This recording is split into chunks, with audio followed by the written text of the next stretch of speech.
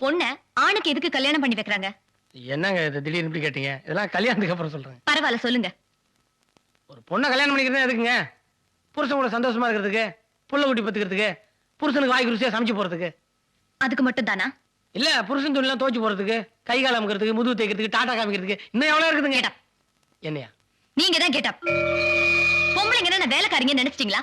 ஆம்பளைங்களோட முதுகு தேய்ச்சி விடுறதுக்கும் அவங்களுக்கு டாடா சொல்றதுக்கும் தான் கல்யாணம் பண்ணி வைக்கிறாங்களா? அவங்களுக்கு ஆசைகள் எண்ணங்கள் எதுவுமே இல்லையா? இருக்க கூடாதுன்னு நாட்டுல நிறைய பேர் நினைக்கிறாங்க. அதை மாத்திரம் நான் சொல்ல வந்தேன். அதுக்குள்ள அவசரப்பட்டீங்க. ஓ, ஐம் சாரி. உட்காருங்க. தேங்க்ஸ். பெண்கள் படிக்கிறது, வேலைக்கு போறது, இத பத்தி என்ன நினைக்கிறீங்க? அருமையான கொஸ்டின்ங்க. இதை நீங்க கேட்கலன்னா நானே கேட்டிருப்பேன். அதாவதுங்க, ஒவ்வொரு பெண்ணும் வேலைக்கு போய் கை நிறைய சம்பாதிக்கணும். அப்பதான் நாட்டுக்கு நல்லது, வீட்டுக்கு நல்லது, ஒவ்வொரு ஆண்களுக்கும் நல்லது. கவுத்துட்டான். நீங்க ரொம்ப அட்வான்ஸ்டா இருக்கீங்க. எனக்கு உங்களை ரொம்ப பிடிச்சிருக்கு. தேங்க்ஸ்ங்க. 1 minute. என்ன பத்தி நீங்க தெரிஞ்சுக்க வேண்டாமா? உங்களை பத்தி தெரிஞ்சுக்கிறது என்னங்க இருக்கு? பாக்குறதுக்கு அழகா இருக்கீங்க. நீங்க பேசும்போதே தெரிஞ்சு நீங்க ஒரு அதிபுத்திசாலின்னு. இருந்தாலும் இத பத்தி நான் சொல்லிடுறேன். நான் கொஞ்சம் கோவக்காரி, ஸ்ட்ரெயிட் ஃபார்வர்ட். முக்கியமா போய் சொன்னா எனக்கு பிடிக்காது. கரெக்ட், அப்படிதான் இருக்கணும். இருக்கா?